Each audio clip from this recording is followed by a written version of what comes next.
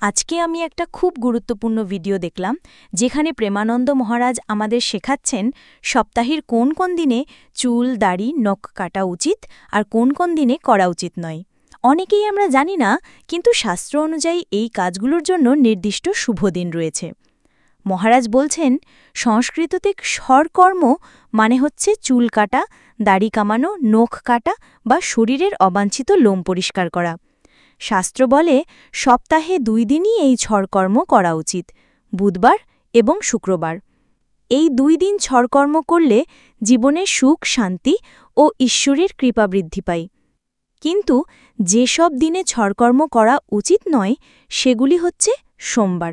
যদি আপনি শিবভক্ত হন বা আপনার সন্তানের উন্নতি চান তাহলে কখনোই সোমবার ছড়কর্ম করবেন না, এতে সন্তানের উন্নতি ব্যাহত হয়।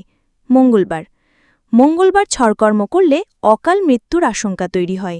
মহাপুরুষদের বাণী অনুযায়ী মঙ্গলবার এই কাজ একদম নিষেধ। শনিবার ছড়কর্ম করলে অকাল মৃত্যু ও আয়ু হ্রাসের সম্ভাবনা থাকে, তাই এই দিনে একদম করা যাবে না। রবিবার ভগবান সূর্যের দিন। এই দিনে ছড়কর্ম করলে ধন, বুদ্ধি এবং ধর্মের ক্ষতি হয়।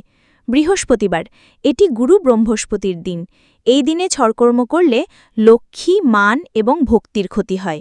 মহারাজ বলছেন, আজকাল মানুষ প্রতিদিন দাড়ি কামায়, প্রতিদিন চুল কাটে, এটাই নাকি বর্তমান যুগের ভুল। তাই আজকাল অনেকের বুদ্ধি নষ্ট হয়ে যাচ্ছে, অনেকেই জীবনে সুখ শান্তি খুঁজে পাচ্ছে না, কারণ আমরা শাস্ত্রের নিয়ম মানি না। তাই সবাইকে এটাই বলবো, সপ্তাহে শুধুমাত্র বুধবার ও শুক্রবার ছড়কর্ম করুন, বাকি দিনগুলিতে করা থেকে বিরত থাকুন। এতে আপনার জীবনে সুখ শান্তি, দীর্ঘায়ু ও ঈশ্বরের কৃপা আসবে।